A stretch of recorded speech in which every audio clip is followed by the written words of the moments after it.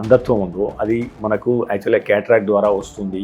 ఇది వరల్డ్లో 32% ఉంది, బట్ ఇండియాలో 66% దాకా ఉంది అని చెప్పేసి గణాంకాలు చెప్తున్నాయి. ప్రైమ్ మినిస్టర్ అయినా, రోడ్ సైడ్ ఉండే బెగ్గర్ అయినా ప్రతి ఒక్కరికి వస్తుందండి. ఎవరిని అది ఆపదు క్యాటరాక్ట్ అనేది. ఎప్పుడు వచ్చినా ఎందుకు వచ్చినా ట్రీట్మెంట్ అయితే ఒకటే.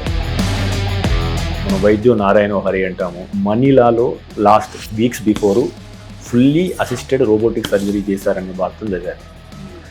బట్ నేను ఫ్రమ్ ది లాస్ట్ 3-4 ఇయర్స్ నుంచి హైదరాబాద్ రోడ్ల మీద రోబోటిక్ క్యాటరాక్ట్ సర్జరీ అని చెప్పేసి వాళ్ళు బాహాటంగా మార్కెటింగ్ చేస్తున్నారు. ఫస్ట్ సర్జరీ 3 వీక్స్ బిఫోర్ ఎక్కడో మనీలాలో జరుగుతాయి. గత 4 సంవత్సరాల నుంచి చేస్తున్న రోబోటిక్ సర్జరీ ఏంటి అసలు యాక్చువల్గా? కంప్లీట్గా రాంగ్. అది అసలు అలా ఎందుకు క్లెయిమ్ చేస్తున్నారో బెస్ట్ రీజన్స్ వాళ్ళకే తెలియాలి. పేషెంట్స్ అట్రాక్ట్ చేయడానికో, ఫుట్ ఫాల్స్ పెంచుకోవడానికో,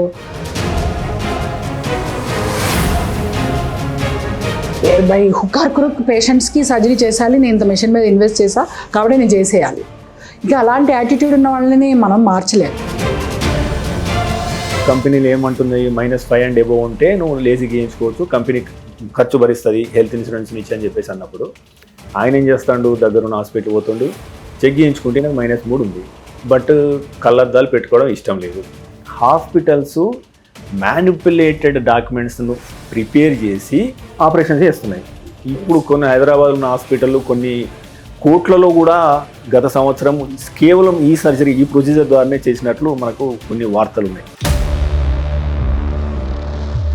అసలు ఇందులో ఎవరు నష్టపోతున్నారు?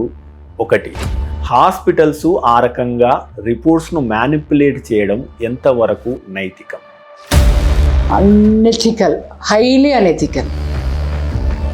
ఎందుకంటే ఈ క్యాండిడేట్కి కూడా తెలుసు, తను క్లెయిమ్ చేయొచ్చు, నాకేం తెలీదు డాక్టర్ వాళ్ళు చేసేసారు అని, కానీ తెలిసి నువ్వు కూడా partner in the crime. So blacklist కాదు చేయాల్సింది, ఇలాంటివి లైసెన్స్ క్యాన్సిల్ చేయాలి. అంత భయం వస్తేనే ఇలాంటి తప్పు పనులు చేయరు. సో ఇప్పుడు ఇది ఇంకొద్దిగా రూట్ మార్చుకున్నది. సో ఇప్పుడు ఈ హెల్త్ అగ్రిగేటర్స్ అని చెప్పేసి కరెక్ట్, లీగల్గా అందులో పెద్ద వాళ్ళు పెట్టుబడి చేసినారు, దాన్ని పెద్ద కంపెనీలు చేసినారు, two much of digital marketing నడుస్తున్నది. వాళ్ళకు నేను విన్న వార్తల ప్రకారం 30% కమిషన్ కేవలం ఈ హెల్త్ అగ్రిగేటర్స్కి వెళ్తుందని అన్నారు. సో నీకు హెల్త్ అగ్రిగేటర్ 30% ఇచ్చి డాక్టర్ 30% తీసుకొని అంటే 40 రూపాయలు ఆపరేషన్ చేస్తే మరి ఆ ఆపరేషను క్వాలిటీదా ఎట్లా? ఒక మాట చెప్పనా అండి, అసలు ఈ అగ్రిగేటర్స్ని ఎవరు టైఅప్ అవుతారు? బిజినెస్ కాని వాళ్ళు అవుతారు. వాళ్ళ దగ్గర సరైన ఎక్విప్మెంట్ ఉండదు, వాళ్ళకి సరైన ఎక్స్పీరియన్స్ ఉండదు. అగ్రిగేటర్స్ దగ్గరికి నుంచి వెళుతున్నారంటేనే నీ క్వాలిటీ సగం పోయింది అక్కడ అని అర్థం చేసుకో నీకు జరిగే ట్రీట్మెంట్లో.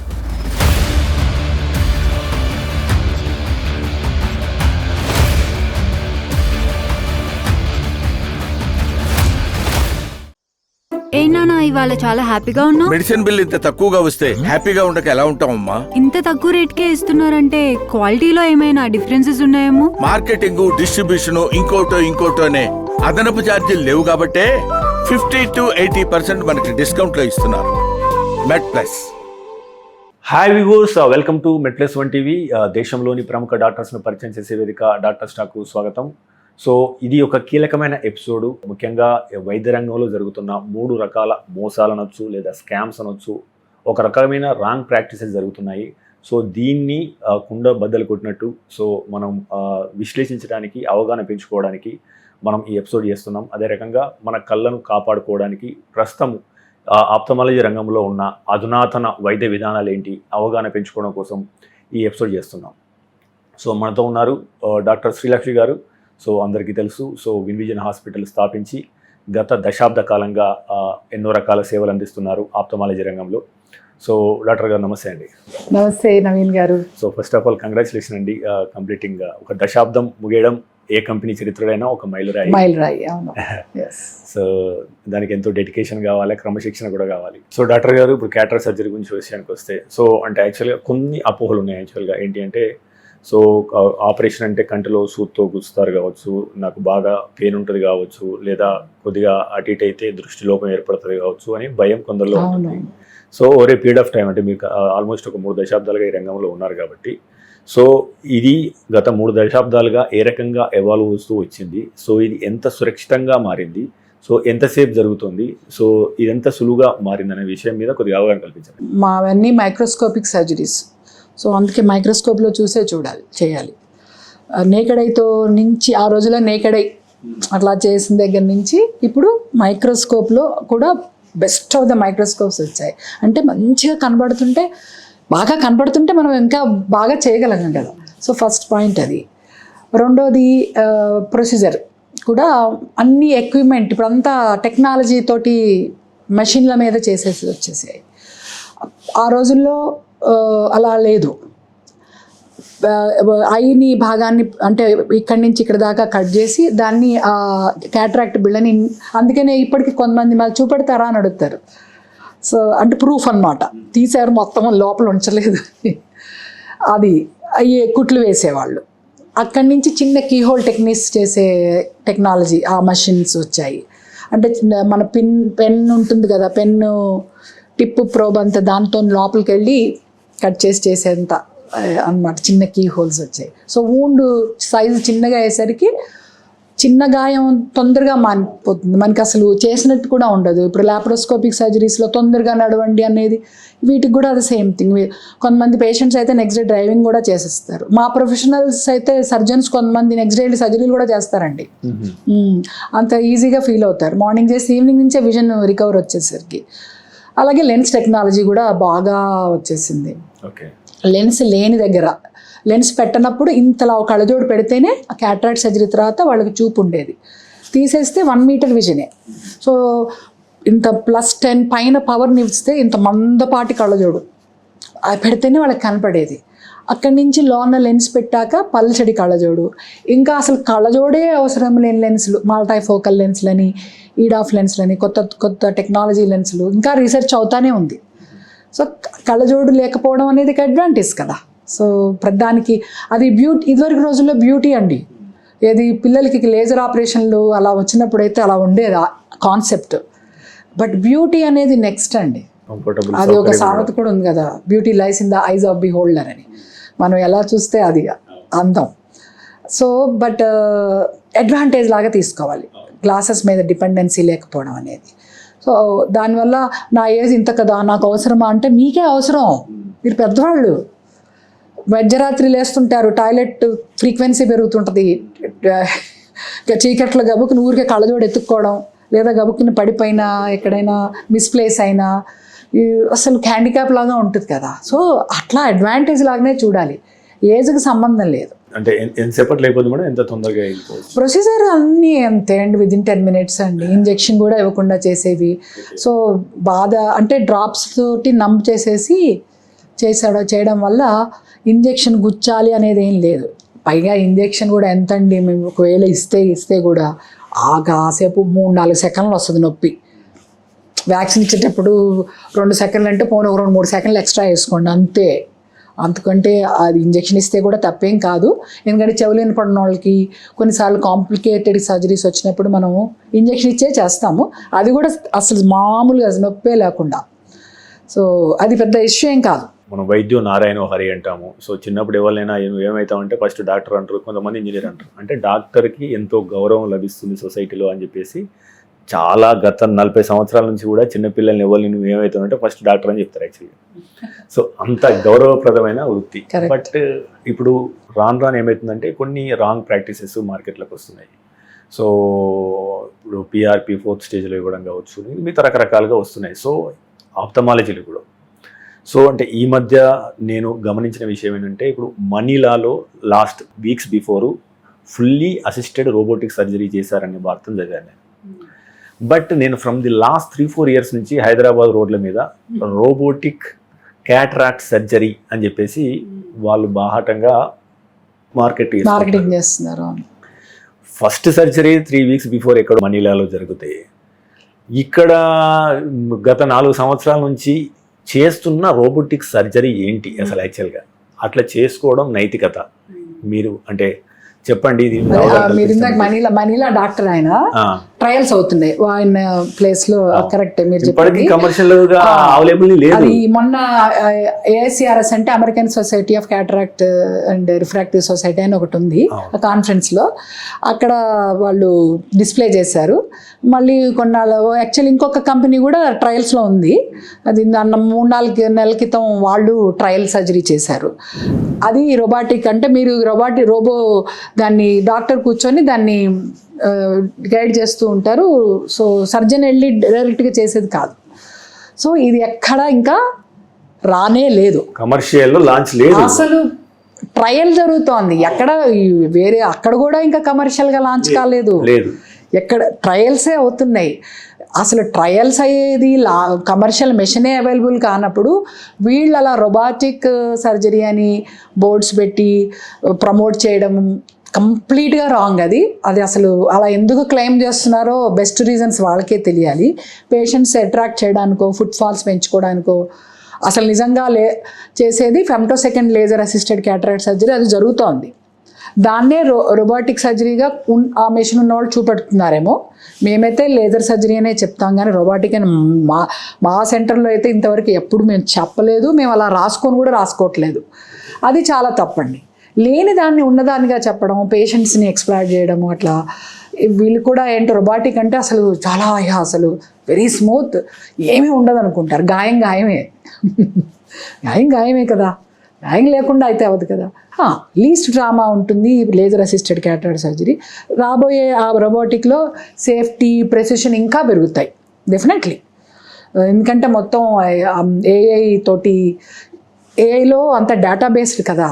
సో అంత డేటా తీసుకున్నప్పుడు ఆ డేటాలో ఏమేమి ఫ్యాలసీస్ ఉన్నాయి, ఏమేమి దాన్ని కరెక్ట్ ఇంకా స్మూతింగ్ చేయొచ్చు అనే దాని మీద వర్క్ చేసి వాళ్ళు ఆ ఫైన్ ట్యూనింగ్ ఇంకా బాగా అవుతుంది. డెఫినెట్గా అవుతుంది.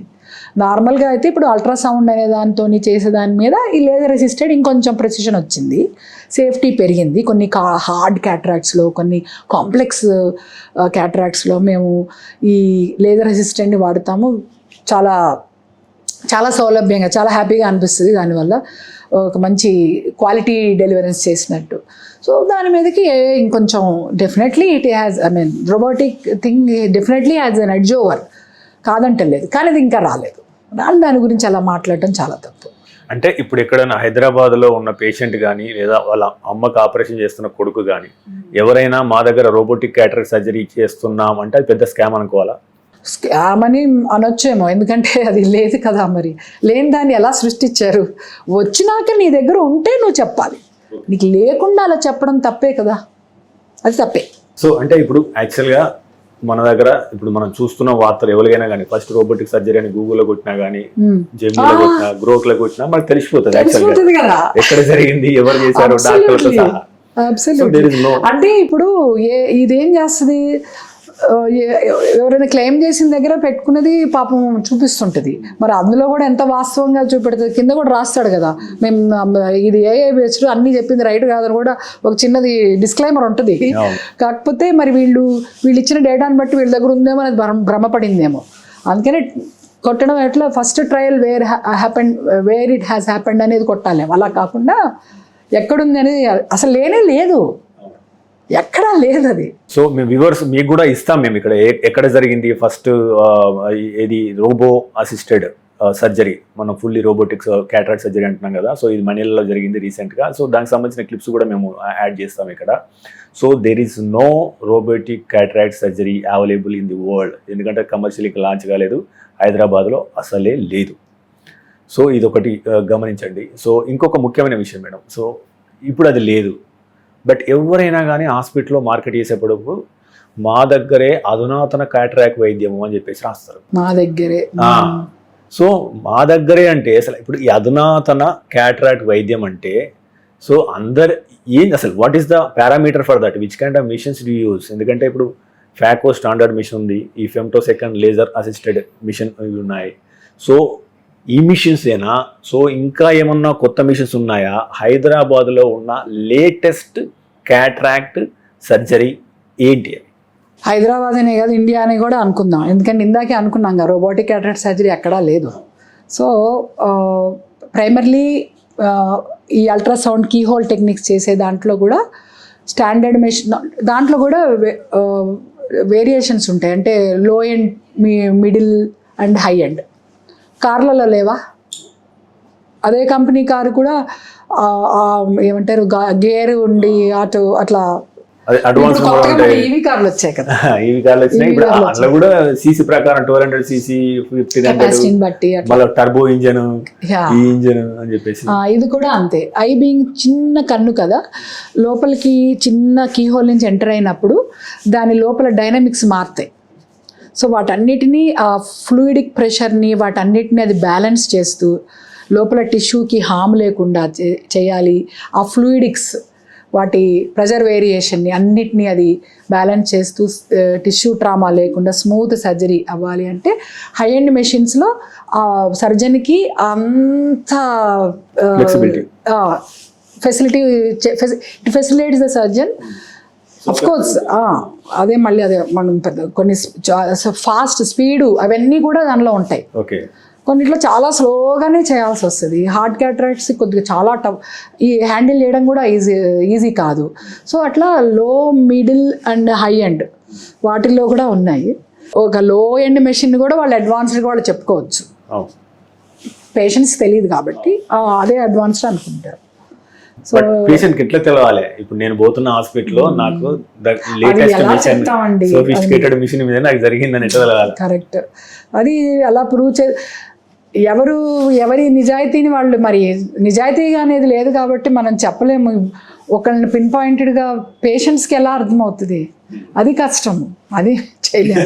అలాగే ఇందాక మైక్రోస్కోప్ కూడా చెప్పాను నేను కదా, మైక్రోస్కోప్స్ కూడా హై ఎండ్ మైక్రోస్కోప్లో ఉండే గుడ్ విజువలైజేషన్ నార్మల్ దాంట్లో రాదు. ఓకే. అలాగే ఇంకా అడ్వాన్స్డ్ అంటే ఈ femto second laser machine. So అది లేకుండా కూడా రోబోటిక్ క్యాటరాక్ట్ సర్జరీని అసలు అది లేనిప్పుడు కూడా చిన్న నార్మల్ క్యాటరాక్ట్ మెషిన్ తోటి, ఫేకో మెషిన్ తోటి ఇది క్లెయిమ్ చేస్తున్నారు. సో మెషిన్స్ ఉన్నాయా లేదా ఏముందండి, వెబ్సైట్ నుంచి మెషిన్ ఇమేజ్ డౌన్లోడ్ చేసి పెడతారు.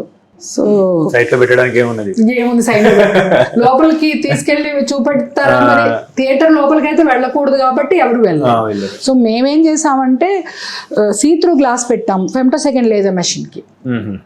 So that they can see that is what is been going on. పేషెంట్కి వాళ్ళు ఇప్పుడు అందరికీ అదే చేయమని మేమేం చెప్పం, ఎందుకంటే ప్రైస్ పెరుగుతుంది కదా. సో ప్రైసింగ్ పెరిగేసరికి అందుకనే స్కామ్లు కూడా పెరిగాయి. You know by hook or crook పేషెంట్స్కి సర్జరీ చేసేయాలి, నేను ఇంత మెషిన్ మీద ఇన్వెస్ట్ చేసా కాబట్టి నేను చేసేయాలి. ఇంకా అలాంటి యాటిట్యూడ్ ఉన్న వాళ్ళని మనం మార్చలేము. ఇప్పుడు మీరు ఇందాక డాక్టర్లు అంటే దేవుళ్ళు అది ఇది అది అందుకనే అది పోతోంది. కమర్షియలైజేషన్ వచ్చింది. ప్రాబ్లం ఏంటంటే కమర్షియలైజేషన్ వచ్చింది కాబట్టి డెవలప్మెంట్ వచ్చింది, అందుకనే కమర్షియాలిటీ ఇంకా పెరిగింది. సో మెటీరియలిస్టిక్ అంటే మనీ బిజినెస్ లాగా అయింది, సర్వీస్ తగ్గింది. సో సర్వీస్ ఓరియంటెడ్ అంటే మరి పేషెంట్స్ కూడా అండి వాళ్ళ మనస్తత్వం కూడా అలాగే ఉంది. అన్నిటికీ ఖర్చు పెట్టినప్పుడు డాక్టర్ దగ్గరికి వెళ్ళి బెస్ట్ కావాలంటారు, ఇంతే ఇస్తామంటారు. BMW కార్ని కోరుకోవడంలో తప్పులేదు, కానీ నీ అఫోర్డబిలిటీ లేనప్పుడు నువ్వు దాని కిందకో ఇంకా లో ఎండ్ దానికో వెళ్తావు. కార్ అయితే కొనుక్కోగలవు కానీ ఇంత బడ్జెట్లో కొనుక్కున్నావు. 2-వీలర్ అయినా దాంట్లో కూడా చాలా రేంజెస్ ఉన్నాయి కదండి. సో అట్లా అది తెలిసినప్పుడు ఇప్పుడు ఇదంతా టెక్నాలజీతోటి ముడిపడి ఉంది కాబట్టి కొన్ని మనకి ఆ రేంజ్లో రావు, మనకి ఇంతే వస్తుందని పేషెంట్ కూడా అర్థం చేసుకోవాలి. సో అందుకని వీళ్ళ ఇది వీళ్ళదే తప్పు. ఓకే, వీళ్ళు అలా ఎందుకు కోరుకుంటున్నారు? మామూలు దాంతో కూడా నీకు చూపు వచ్చే మార్గం ఉంది కదా, మరి ఎందుకు నువ్వు మళ్ళీ 80% ఆపరేషన్స్ స్టాండర్డ్ ఫేకో మిషన్ల మీద అవుతున్నాయి కదా, బాగానే ఉన్నారు కదా. పైగా కొంతమంది చాలా బెస్ట్ పెట్టాం, లక్ష ఖర్చు పెట్టాం, చూపు రాలేదంటే వెనక రెటినాలో ఏం ప్రాబ్లం ఉందో నీకు తెలియదు. అది ఉందని చెప్పి ఇలా ప్రాబ్లం ఉందన్నా కొంతమందికి అర్థం కాదు. సో మన వీక్నెస్నే కొంతమంది ఎక్స్ప్లాయిట్ చేసే, అది అన్ని ఫీల్డ్స్లో ఉంది కదండి, ఒట్టి మెడికల్ దాంట్లోనే కాదు కదా, ప్రతి ఫీల్డ్లోనూ వచ్చింది. మెడికల్లో అయ్యేసరికి మనకి డైజెస్ట్ కాదు, అలా చేయకూడదు, వీళ్ళు ఎలా చేస్తారు, కొన్ని మోరల్స్ డాక్టర్లు పాటించాల్సిందే, కరెక్టే. కానీ అది బోత్ సైడ్స్ కొంత మీ నుంచి కూడా ఉండాలి అని నేను అంటున్నా. హాయ్ వివర్స్, విలువైన విశ్వసనీయమైన ఆరోగ్య సమాచారాన్ని అందించడానికి మనం MedPlus1 టీవీని ఏర్పాటు చేశాం. అనతి కాలంలోనే మనం 3 లక్షలకు పైగా సబ్స్క్రైబర్లు, అదే రకంగా 7 కోట్ల వ్యూస్ను సాధించుకున్నాం. మీ సహకారానికి ప్రత్యేక ధన్యవాదాలు. అయితే మన ఛానల్ చూస్తున్న వారిలో ఇప్పటికీ 94% పైగా మంది సబ్స్క్రైబ్ చేసుకోకుండానే చూస్తున్నారు. మీకు తెలుసు, మనం దేశంలో ఉన్న టాప్ డాక్టర్ను ఇంటర్వ్యూ చేస్తూ వస్తున్నాం. అదేవిధంగా అమెరికాలో ఉన్న టాప్ డాక్టర్స్ని ఎంతో మందిని ఇంటర్వ్యూ చేయడం ద్వారా మనం తెలుగులో ఎంతో విశ్వసనీయమైన ఆరోగ్య సమాచారాన్ని ఇస్తూ వస్తున్నాం. సో ఇలాంటి ఇంటర్వ్యూలు మరిన్ని చేయడానికి మాకు అవకాశం ఇవ్వడానికి మీరు ఈ ఛానల్ని సబ్స్క్రైబ్ చేసుకోండి. అదే రకంగా ఈ ఛానల్ని సబ్స్క్రైబ్ చేసుకోవడం ద్వారా ఈ విలువైన సమాచారం ఏదైతే తెలుగులో ఉందో ఇది 10 మందికి చేరి వారికి కూడా ఉపయోగపడే అవకాశం ఉంటుంది. So please subscribe and watch MedPlus1 TV. మనకు ఆల్మోస్ట్ ఒక 66% ఏదైతే మనకు అంధత్వం ఉందో అది మనకు యాక్చువల్గా క్యాటరాక్ట్ ద్వారా వస్తుంది. ఇది వరల్డ్లో 32% ఉంది, బట్ ఇండియాలో 66% దాకా ఉంది అని చెప్పేసి గణాంకాలు చెప్తున్నాయి. సో ఈ క్యాటరాక్ట్ను సకాలంలో చేయించకపోవడం లేదా ముదరడం వల్ల సో అంధత్వానికి ఇంకా ఎందుకు గురవుతున్నాము, సో దీని గురించి కొద్దిగా అవగాహన పెంచండి. తప్పకుండా నవీన్ గారు. యాక్చువల్లీ ఆ స్టాటిస్టికల్ డేటా మీరు నాతో షేర్ చేశారు కొంతకాలం క్రితం. లాస్ట్ ఇయర్ సెప్టెంబర్లో అది ఒక పేపర్ పబ్లిష్ అయింది. పబ్లికేషన్లో ప్రస్తావించారు ఆ అంశాలు. మీరు బాగా అప్డేట్ అవుతారు, బాగా మమ్మల్ని కూడా దాంట్లో ఇన్వాల్వ్ చేయడం, అంటే ఓన్లీ డాక్టర్స్ మెడికల్ గ్రూపే అనుకున్నా, మీరు కూడా అవుతుంటారు. దట్స్ చాలా సంతోషం. That's important for your role of course. అయితే క్యాటరాక్ట్ ఆఫ్ కోర్స్ మనకి చూపు మందగిస్తూ, అంధత్వం అనే కంటే చూపు మందగిస్తూ చివరి అంకం అంధత్వం. సో దానికి ముఖ్యమైన కారణాల్లో చెప్పుకోదగింది క్యాటరాక్టే. అండ్ క్యాటరాక్ట్ వల్ల ఇట్స్ రివర్సిబుల్. అంటే క్యాటరాక్ట్ వల్ల వచ్చే అంధత్వం రివర్సిబుల్, మళ్ళీ తిరిగి చూపు రావచ్చు. కొన్నిట్లో నరాలు డ్యామేజ్ అవుతాయి అనుకోండి, అలాంటి కండిషన్లో మటుకు మనం చూపుని తిరిగి తీసుకొచ్చే అవకాశం ఉండదు. సో అందుకని రివర్సిబుల్గా అయ్యే ఈ ప్రొసీజరు చాలా ఈజీ కూడాను. మనకి చూపు బాగుంటేనే కదా మన కాన్ఫిడెంట్ లెవెల్ పెరుగుతుంది. అది ఏ ఏజ్ గ్రూప్ అయినా, ఎలాంటి ప్రొఫెషన్ అయినా, ప్రొఫెషనల్ లేకుండా ఇంట్లో ఉండే వాళ్ళంతటా వాళ్ళు పనులు చేసుకునేదానికి, ఒకళ్ళ మీద ఆధారపడకుండా. సో ఇది సింపులే. అయితే దీనిలో గవర్నమెంట్ కూడా నేషనల్ ప్రివెన్షన్ ఆఫ్ బ్లైండ్నెస్, ఇప్పుడంతా ఆయుష్మాన్ భారత్, ఇవన్నీ చాలా ప్రోగ్రామ్స్ ఇందులో ఉన్నాయండి. ఎందుకంటే మన బిలో పావర్టీ లైన్ వాళ్ళంతా వాళ్ళు డాక్టర్ దగ్గరికి వెళ్ళి చూపెట్టుకొని ఏం కండిషన్ ఉందని దానికి తగ్గ ట్రీట్మెంట్ చేయించుకోలేనప్పుడు పేషెంట్ దగ్గరికి వెళ్ళడం, ఇలాంటి ప్రోగ్రామ్స్లో జరిగేది అదే. ఓకే. అయితే మీరు ఇందాక అన్నారు కదా దశాబ్ద కాలంలో, ఈ దశాబ్ద కాలంలో మేము ఇంకొక చిన్న, it's not mile stone, but ఒక గర్వంగా చెప్పుకునేది ఏంటంటే CSR యాక్టివిటీ కింద. అంటే మాది ఫండింగ్ హాస్పిటల్ కాదు కదండి, పేషెంట్లు ఇచ్చే వాటితోటే కదా మేము చేసేది. సో ఒక ఫౌండేషన్ స్టార్ట్ చేసాం, N&N ఫౌండేషన్ అని. మా పేరెంట్స్, మా ఇన్లాస్ అంటే మా హస్బెండ్ పేరెంట్స్ పేరు అట్లా ఒక ఇదిగా, అందులో ఉచితంగా సర్జరీస్, దాంట్లో మెజారిటీ క్యాటరాక్ట్స్ ఉంటాయి. మిగతా వాటిల్లో కూడా అంటే మాకు ఒట్టి క్యాటరాక్టే కాకుండా రెటినాకి సంబంధించినవి, కొన్ని గ్లకోమా అనే కండిషన్ వల్ల జరిగేవి, వాటికి కూడా కొంత రకంగా ఒక అలాట్మెంట్ చేసుకున్నాము. కామన్గా అయితే క్యాటరాక్ట్ కాబట్టి. సో ఇక్కడ మేము అలా పేషెంట్స్ దగ్గరికి వెళ్ళి వాళ్ళని స్క్రీనింగ్ చేసి ఏం అవసరం ఉందో చూసి వాళ్ళకి ఉచితంగా ప్రొసీజర్ సర్జరీస్ చేయడం అనేది. ఇప్పుడు మొన్ననే కదా మొదలుపెట్టింది. ఇప్పటిదాకా మాకు ఒక 30 అయినాయి.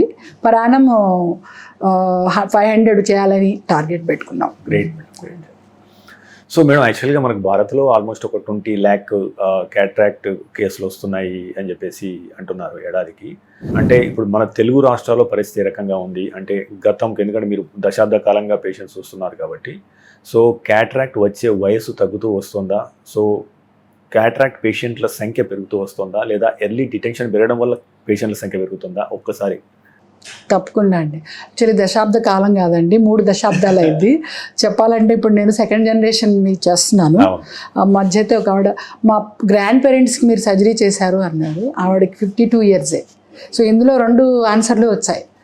సో ఏజ్ అదే రోజుల్లో 7th decade ఏజ్ అంటే 70 ఏళ్ళు 60 ఏళ్ళు దాటినాక, 70 ఏళ్ళు దాటినాక, 80 ఏళ్ళలో వాళ్ళు కూడా అట్లా అప్పుడు క్యాటరాక్ట్ ఎక్కువగా వచ్చేది. ఇప్పుడు తగ్గుతూ వచ్చింది.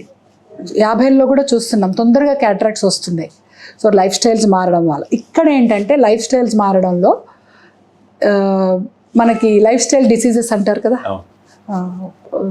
డయాబెటీస్ కావచ్చు, హైపర్ టెన్షన్ కావచ్చు, అవన్నీ కూడా underline reasons plus stress related, ఈ తర్వాత రకరకాల ఇన్ఫెక్షన్స్తో కొన్నిసార్లు స్టీరాయిడ్స్ అనే మెడిసిన్స్ ఇచ్చిన, కీమోథెరపీస్ తోటో ఏదో ఒకటి, క్యాన్సర్ కూడా బాగా రేజ్లో ఉంది కదా. So some sort of radiation థెరపీలు ఇవి అవి, exposure to intense UV light, కొంతమంది పనిచేసే ల్యాబ్స్ కావచ్చు, వాళ్ళ వృత్తి విధానాల్లో కూడా కావచ్చు. సో ఇట్లా కూడా క్యాటరాక్ట్స్ వస్తాయండి. ఒట్టి ఏజ్ పరంగా వచ్చేది అందరికీ వచ్చేది, అది ఎవరిని ఆపదండి. ప్రైమ్ మినిస్టర్ అయినా, ఒక దేశాధినేత అయినా, రాజైనా, రోడ్ సైడ్ ఉండే బెగ్గర్ అయినా ప్రతి ఒక్కరికి వస్తుందండి, ఎవరిని అది ఆపదు క్యాటరాక్ట్ అనేది మటుకు. సో మిగతా ఎందుకు తొందరగా వస్తున్నాయంటే ప్రాబబ్లీ ఇవి రీజన్స్ అయి ఉంటాయి నేను చెప్పినవి. సో ఎప్పుడు వచ్చినా ఎందుకు వచ్చినా ట్రీట్మెంట్ అయితే ఒకటే, సర్జికల్ ఆప్షన్ అది. ఇంకోటి మేడం, అంటే క్యాటరాక్ట్ సర్జరీ చేసిన తర్వాత కూడా ఆల్మోస్ట్ ఒక 20% 25% మందిలో సో విజన్ కరెక్షన్ కావట్లేదు అనేది కొంతమంది వార్తలు వస్తున్నాయి. ఇది నిజమేనా యాక్చువల్గా? సో దీనికి ఎందుకు కారణాలు ఏమై ఉంటాయి? అంటే సర్జరీ అయినాక కూడా చూపు లేదు, రావట్లేదు అని అని అడుగుతున్నారు కదా. దృష్టిలోపం క్యాటరాక్ట్ సర్జరీ అయినాక బాగా సర్జరీ, అది ఏంటి అంటే ఫస్ట్ క్యాటరాక్ట్ ఒక్కటే ఉండదు. అందుకనే ఒక వ్యక్తి చూపు తగ్గిందని వచ్చినప్పుడు థరో ఎగ్జామినేషన్లో ఆ చూపు ఓన్లీ క్యాటరాక్ట్ మూలంగా తగ్గిందా, అప్పుడు క్యాటరాక్ట్ సర్జరీ చేసి లోన కొత్త లెన్స్ పెట్టినప్పుడు వాళ్ళ విజన్ ఇందాక నేను చెప్పాను కదా, రివర్సిబుల్, ఇర్రివర్సిబుల్, ఆర్ లేదా loss of vision a reason వల్ల, ఇంకా ఏం కాంట్రిబ్యూట్ చేస్తున్నాయి, కంటి వెనక భాగంలో రెటీనా నరంలో ప్రాబ్లం ఉందా, ఆప్టిక్ నర్వ్ అనే ప్రాబ్లం వల్ల దానిలో ప్రాబ్లం ఉందా, జనరల్గా డయాబెటీస్, హైపర్ టెన్షన్, కంట్లో కూడా స్ట్రోక్ వస్తుందండి. హార్ట్ స్ట్రోకు, బ్రెయిన్ స్ట్రోకు విన్నారు కదా, కంట్లో కూడా స్ట్రోక్, అంటే కంట్లో కూడా రక్తనాళాలు బ్లడ్ తీసుకొచ్చేవి తీసుకెళ్ళేవి ఉంటాయి కదా, చాలా కన్ను ఉండే సైజుకి అవి కూడా చాలా సన్నగా ఉంటాయి. అందుకని కంట్లో ఇంపాక్ట్ అది అంటే దానికి వచ్చేది ఇంపాక్ట్ అది పాజిటివ్ అయినా నెగిటివ్ అయినా ఎమ్మటే చూపెడుతుంది. ఓకే, రివర్సిబుల్ విజన్ ఎమ్మటే హ్యాపీ ఫీల్ అవుతారు, ఎమ్మటే తెలిసిపోతుంది. అది కాలేదు, తగ్గింది, ఎమ్మటే తెలిసిపోతుంటుంది. And so close to the brain కదా, nothing but extension of brain. No. So ఈ రీజన్స్ అంటే ఏం రీజన్స్ జరిగినాయి, సో చెకప్కి వచ్చినప్పుడు ముందుగా అన్ని తర్వాత చెకప్ చేసుకొని, అది ఎవరైనా సపోజ్ వాళ్ళు వెనక భాగంలో ఉన్న ప్రాబ్లమ్ని మిస్ అయ్యారు అనుకుందాం, సో దానివల్ల పోయిన చూపు క్యాటరాక్ట్ సర్జరీ ఎంత బాగా చేసి ఎంత బ్రహ్మాండమైన లెన్స్ పెట్టినా రాదండి. Okay. So thorough examination important.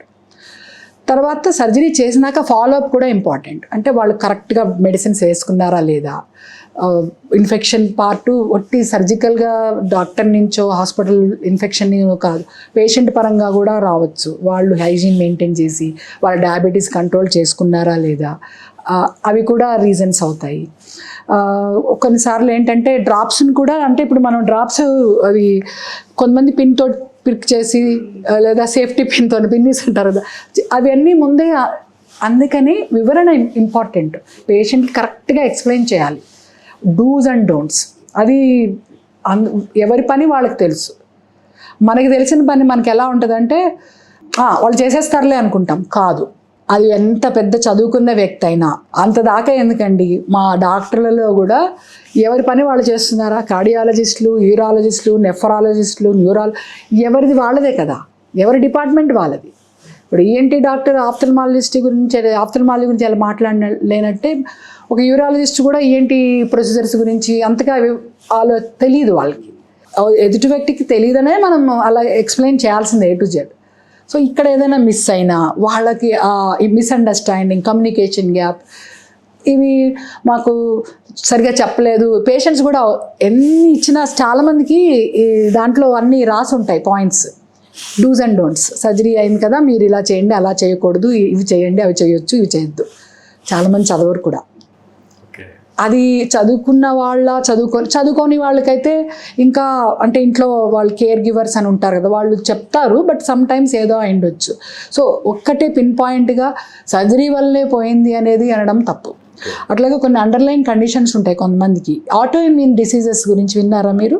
Rheumatoid arthritis, జాగ్రైన్ syndrome, ఇవన్నీ ఉన్న వాళ్ళకు కూడా అండి ఐలో చాలా ఇంటెన్స్ ఇన్ఫ్లమేషన్స్, ఇంటెన్స్ డ్రైనెస్ ఉంటుంది.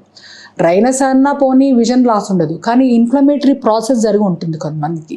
సో ఐ ఫస్ట్ ఇన్వాల్వ్ అవుతుందండి. కొన్నిసార్లు మేము చూసి ఇది ఐ ప్రాబ్లం కాదు, మీరు రుమటాలజిస్ట్ దగ్గరికి వెళ్ళాలను, లేదా కంట్లో టీబీ లాంటిది ఏమన్నా డౌట్ ఉంది, మీరు పల్మనాలజిస్ట్ దగ్గరికి వెళ్ళమని కూడా చెప్తాం. ఇలాంటి కండిషన్ ఉన్న వాళ్ళకి కూడా క్యాటరాక్ట్లు అందరికీ వచ్చినట్టే వాళ్ళకి కూడా తొందరగా వస్తుంది మళ్ళీ. సో ఆ ప్రొసీజర్స్ తర్వాత వాళ్ళకి అంత విధంగా విజన్ రాకపోవచ్చు. ఇవన్నీ వాళ్ళు చెప్పకుండా మాకు సర్జరీ తర్వాత ఇలా ఉందని వాళ్ళు అపోహలో ఉండవచ్చు. అది. సో మేడం, అంటే ఇప్పుడు సాధారణంగా మనం ఈ గోల్డ్ స్టాండర్డ్ ఏదైతే ఫ్యాకో మిషన్స్ ఉన్నాయో, లేదా ఇప్పుడు మనం అన్న ఏది ఫెమ్టోసెకండ్ లేజర్ మిషన్స్ ఉన్నాయో వాటి గురించి కొద్దిగా అవగాహన వచ్చింది. సో మనం చూపిస్తాం ఎనీవే. సో ఇంకొక ముఖ్య విషయం ఏంటంటే కంట్లో వేసే అద్దం. సో అందులో ఈ మోనోఫోకల్ అని చెప్పేసి, ఇలా మల్టీఫోకల్ అని, టోరిక్ అని, సో ఇంకా రకరకాల ఆప్షన్స్ ఉన్నాయి. సో అందరు ఏమంటారంటే అంటే ఆయన ప్యాకేజీ 50,000 వచ్చిందనుకో, లేదా 1 lakh వచ్చిందనుకో, మళ్ళీ ఇంకా అంత మీద కూడా రావడానికి ఇది బాగుంటుందండి అని మార్కెట్ చేస్తూ ఉంటారు యాక్చువల్గా. సో ఏది బాగుంటుంది యాక్చువల్గా, ఏది ఎవరికి ఎలా సెట్ అవుతుంది, మీరు ఎలా నిర్ణయిస్తారు? ఫస్ట్ క్యాటరాక్ట్ సర్జరీ అనేది చూపు కోసం కదండి. సో ఆ రోజుల్లో లెన్స్ అట్లా బిగిన్ అయినప్పుడు చూపే ఏదో మొత్తం కళ్ళజోడు పెట్టినా చూపు రాదు, ఎందుకంటే అది పొర అడ్డం పడతా ఉంటే లైట్ లోపలికి పోనివ్వదు. కాబట్టి గ్లాసెస్ ఎంత పవర్ పెంచినా ఇంకా అది పని చేయవన్నమాట. సో అందుకోసమే సర్జరీ ద్వారా తీసేసి పెట్టి కొత్త లెన్స్ పెట్టేది. ఈ లెన్సుల్లో కూడా రకాలు ఉంటాయి. ఇప్పుడు ఎక్స్టర్నల్ గ్లాసెస్లో ఎలా రకాలు ఉన్నాయి తెలుసు కదా మీకు. సైట్ వచ్చినప్పుడు చిన్న వయసులో అంటే 40 లోపు వరకు ఒకటే పవర్ దాంతో అన్నీ చూడగలుగుతారు.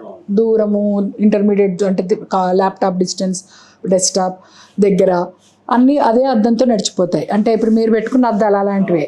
సో మోనో అంటే సింగిల్ విజన్. మరి బైఫోకల్ అని ఉన్నాయి కదా, ఇప్పుడు ఇది ఉంది, కింద ఉంది కదా, అందరికీ తెలుసు, ఇంట్లో పెద్దవాళ్ళందరికీ. ఇప్పుడు అంతా ల్యాప్టాప్ డెస్క్టాప్ మీద పనిచేయడం మొదలు పెట్టాక ఇది ఇలాంటి బైఫోకల్ అనుకోండి, పాపం ఇలా దగ్గరగా వెళ్ళి చూసి ఆ కింద దాన్ని చూస్తేనే కనపడేది. అందుకని ఇట్లా ప్రోగ్రెసివ్ గ్లాసులు వచ్చాయి. వీటిలో అన్ని జోన్స్ ఉంటాయి. పైదాని నుంచి దూరము, మిడిల్ నుంచి ఇంటర్మీడియట్ కంప్యూటర్ డిస్టెన్స్, కింద దాని నుంచి మన ఫోన్ కానీ paper, book or what ever అట్లా ఇలా సెట్ చేస్తారు గ్లాసెస్లో. మీకు ఏం సింగిల్ విజన్ లాగా ఉంటాయి కదా ఇవి అందరికీ ఐడియా ఉంటుంది. సో సింగిల్ విజన్ లా ఉంటుంది. మరి బైఫోకల్ ఏమో ఇలా కనబడద్ది పైన. సో ఇలాగ పైన బయట గ్లాసెస్లో మనకి ఎలా తేడాలు ఉన్నాయో లోన పెట్టే లెన్సెస్లో కూడా అలాగే తేడాలు ఉంటాయి. మోనోఫోకల్ అంటే సింగిల్ విజన్. ఆ ఫోకస్ జనరల్గా డిస్టెన్స్కి కరెక్ట్ చేస్తాం. అందుకని ఎక్స్టర్నల్గా గ్లాసెస్ పెట్టుకోవాల్సి ఒక్కొక్కసారి డిస్టెన్స్ కూడా అవసరం అవుతుంది. ఎందుకంటే కొంతమందికి సిలిండర్ పవర్ అని ఉంటుంది. సో మనకి ఇట్లా లెన్సెస్ మోనోఫోకల్ అంటే ఓన్లీ డిస్టెన్సే. అడ్వాన్స్డ్ అంటే కంప్యూటర్ డిస్టెన్స్ కూడా కొంత వస్తుంది. బట్ ఈడ్ ఆఫ్ లెన్స్ అని ఉంది కదా, దీనిలో డిస్టెన్స్ ఇంటర్మీడియట్ కూడా బాగా వస్తుంది, కానీ దగ్గరది రాదు. అదే ట్రైఫోకల్ అనుకోండి, ట్రైఫోకల్లో మనకి డిస్టెన్స్, ఇంటర్మీడియట్, నియర్ అన్నీ వచ్చేస్తాయి. ఇక టోరిక్ అని రాస్తుంది కదా అన్ని చోట్ల, ఆ టోరిక్ అంటే ఏమీ లేదు. ఆ సిలిండర్ పవర్ ఏదన్నా ఉంటే అది కూడా కరెక్ట్ చేసేది అనమాట. ఇందులో స్పియర్, సిలిండర్ 2 ఉంటాయి. సో ఇది కరెక్ట్ చేసినప్పుడే డిస్టెన్స్ కూడా బాగుంటుంది. లేకపోతే వాళ్ళకి డిస్టెన్స్ కూడా కళ్ళజోడు పెట్టుకోవాలి అపార్ట్ ఫ్రమ్ దగ్గర చూపుతో పాటు. అదే మనకి ఇలా మల్టీఫోకల్స్ వచ్చాయనుకోండి, ఈ మల్టీఫోకల్స్లో దేనికి కళ్ళజోడు ఉండదు, దేనికి అవసరం ఇక దేనికి. కాకపోతే ఈ రింగ్స్ వేసినప్పుడు కొంచెం లైట్ చూసినప్పుడు చిన్న ఇట్లా రింగ్స్ లాగా బ్రెయిన్కి కనపడుతుంది, కానీ స్లోగా బ్రెయిన్ ఇప్పుడు ఈ బైఫోకల్స్ ప్రోగ్రెసివ్ వేసుకున్నప్పుడు కూడా కొంతమంది కొంచెం తడబడతారు ఫస్ట్లో తేడా. అలాగే ఇది కూడా అంతే, బ్రెయిన్ ప్రాసెస్ చేసుకుంటుంది, మెల్లమెల్లగా అలవాటు పడిపోతాయి. సో ఈ లెన్స్ ఎంతసేపు ఈ లెన్స్ లోపలికి పోవాలంటే ముందు ఈ ప్రాసెస్ కూడా ఉంది కదా ఇది. సో లెన్స్ని బట్టి ఇప్పుడు ఇందాక సిలిండర్ పవర్ కరెక్ట్ చేసే లెన్స్ కానీ మల్టీఫోకల్ లెన్స్లు కానీ వాటికి చాలా ప్రిసైజ్గా చేయాలి ఎవ్రీ స్టెప్. క్యాలిక్యులేషన్స్ కూడా వాటికి చేసే క్యాలిక్యులేషన్ కూడా ప్రిసైజ్గా ఉండాలి. వాటి మీద కూడా చాలా హై ఇన్వెస్ట్మెంట్స్ ఉంటాయి మాకు. ఆ మెషిన్స్ కూడా వేరు మళ్ళీ. వాటిల్లో కూడా నార్మల్వి హై అండ్వి అంటే డేటా బేస్డ్ కదా ఇది. మొత్తం డేటా అంతా తీసుకున్నవి కరెక్ట్గా ఇస్తాయి. సో సర్జరీ చేసినాక వాళ్ళు చాలా హ్యాపీగా ఉంటారు. అది నార్మల్ మెషిన్ మీద క్యాలిక్యులేట్ చేసినప్పుడు కొంత రాంగ్ పవర్స్ వస్తాయి. మీరు పెట్టారు, నాకు కళ్ళజోడు అవసరం లేదన్నారు, మళ్ళీ వచ్చింది, పేచీలు ఉంటాయి ఒక్కొక్కసారి. సో ఇవన్నీ ఇంత చాలా హోంవర్క్ ఉంటుంది ఒక ప్రీమియం లెన్స్ లోపలికి పోవాలి అంటే. సో ప్రీమియం లెన్స్ ఒక్కటే అక్కడ కాస్ట్ ఇన్వాల్వ్డ్ కాదు, ఇంత ప్రొసెసర్కి ఇన్వాల్వ్ అంటే surgeon skills has to be at the its par. అందుకని equipment will all play role here. అది అన్నమాట. సో అంటే ఇప్పుడు ఇందులో కాస్ట్ ఎట్లా తెలవాలి కన్స్యూమర్కి అనేది క్వశ్చన్ అన్నట్టు యాక్చువల్గా. సో ఇప్పుడు వాళ్ళు వచ్చినారు, వాళ్ళకి మోనోఫోకల్ ఈజ్ ఎనఫ్ అని అనుకుందాం. యాక్చువల్గా ఒక 60 years ఉన్నారు, మోనోఫోకల్ సరిపోతుంది అనిపించింది అనుకుందాం. బట్ వాళ్ళకి మల్టీఫోకల్ ఇవ్వడము, లేదా ఇప్పుడు ఇది ఎక్స్టెండెడ్ డెప్త్ ఆఫ్ ఫోకస్ అని చెప్పేసి ఈడిఓఎఫ్ అని చెప్పేసి ఇంకా ఖరీదైన ఇవ్వడము. సో ఇట్లా మార్కెట్ చేసడాన్ని ఎట్లా పసిగట్టాలి కన్స్యూమరు సో అనేది అంటే మనకి ఫస్ట్ అందుకనే ముందు అర్థం కావాలి. ఇప్పుడు వాళ్ళు చెప్పే దాంట్లో ఏంటి అడ్వాంటేజ్. కళ్ళజోడు మీద నువ్వు మళ్ళీ ఖర్చు పెట్టాలి కదా, సో నాకు అవసరం లేకోకుండా ఒకేసారి అయిపోతుంది అనే వాళ్ళు అలా పెట్టుకుంటారు. ప్లస్ అడ్వాంటేజ్ కోసము అట్లా కళ్ళజోడు వద్దు అనుకుంటే అంతే. కళ్ళజోడులో నేను అంత కాస్ట్లీ కూడా కళ్ళజోడు కొనుక్కోనిలేండి, నేను పెట్టుకుంటానండి, నాకు హ్యాపీగా ఉంటుంది పెట్టుకుంటే, నన్ను చూసేలా అలవాటు కొంతమంది చెప్తారు.